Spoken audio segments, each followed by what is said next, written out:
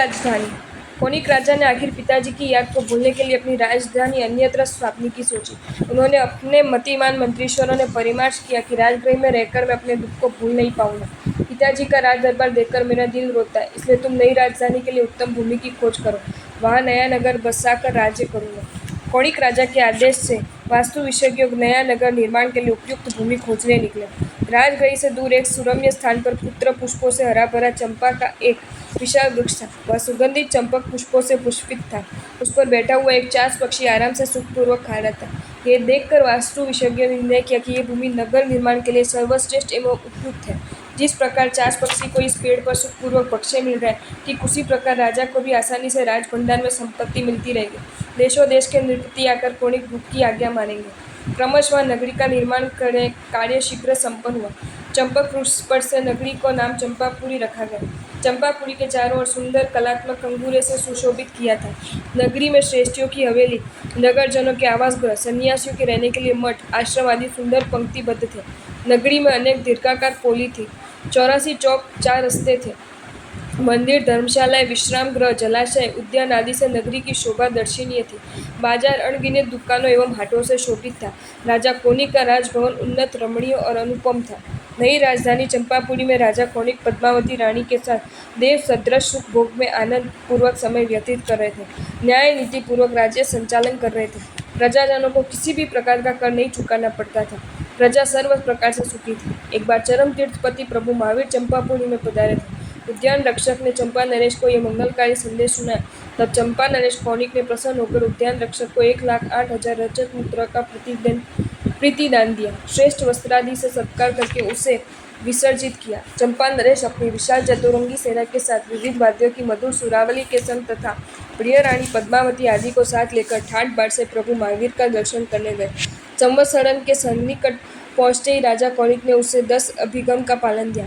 10 अभिगम इस प्रकार है: सचित वस्तु का त्याग, वस्त्र आभूषण आदि अचित वस्तु का विवेक, उत्तरासन, मुंहपति या खेस आदि, अंजलिकरण, दोनों हाथ जोड़कर नमस्कार करना, मन की एकाग्रता, ये 5 और 5 राज चिन्ह, खड़ग, छत्र, मुकुट, उपानह, जूते, चामर का त्याग करना। इन 10 अभिगमों का पालन करते हुए परमात्मा महावीर को 3 बार प्रदक्षिणा देकर वंदना करके बैठे। प्रभु की अमृतमयी देशना सुनी।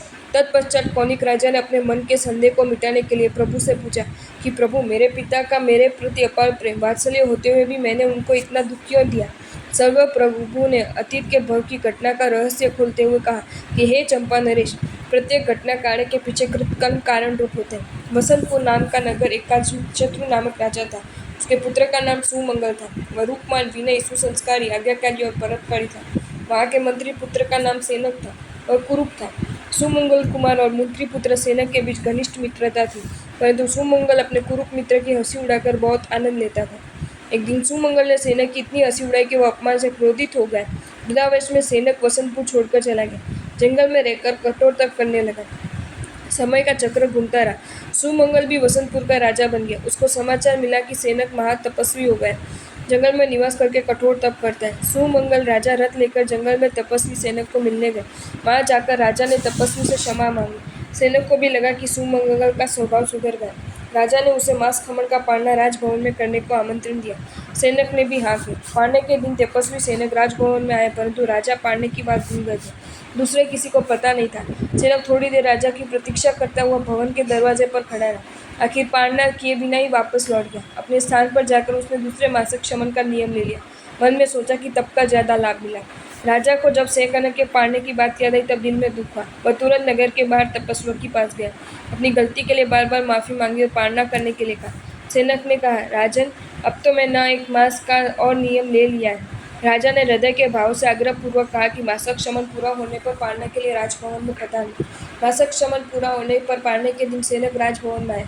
संयोगवश उसी दिन सुमंगल राजा किसी कार्य की व्यस्तता में थे। सेनक दूसरी बार भी पालना किए बिना वापस लौटा और जंगल में जाकर तीसरे मासिक श्रमण का संकल्प किया। बाद में राजा को पता चला कि आज भी तपस्वी महात्मा पालने किए बिना लौट गए। तब उसे पारावार दुख हुआ। वह सब कार्य छोड़कर शीघ्र तापस के पास गए। वहां जाकर विनय पूर्वक बार बार माफी मांगी और तीसरी बार पालने की विनती की। सेनक ने भी राजा को सच्चे दिल का पश्चाताप और परिणाम कराने की उत्कृष्ट भावना देकर विनती का स्वीकार किया। इसलिए कहा है कि नेत्र नाकनी करण शरीर एहनी जीते ते बहुवी पणी जिहाने जीते तेहन जगमहा वीडला दिसई तेह अर्थात नेत्र यानी चक्षु इंद्रिय, नाक यानी घ्राणेन्द्रिय, कर्ण यानी श्रवणेन्द्रिय और शरीर यानी स्पर्शेंद्रिय को जीतने वाला वीर पुरुष अनेक होते हैं, मगर जी हाँ, रसनेन्द्रिय को जीतने वाला कोई विरला ही होता है।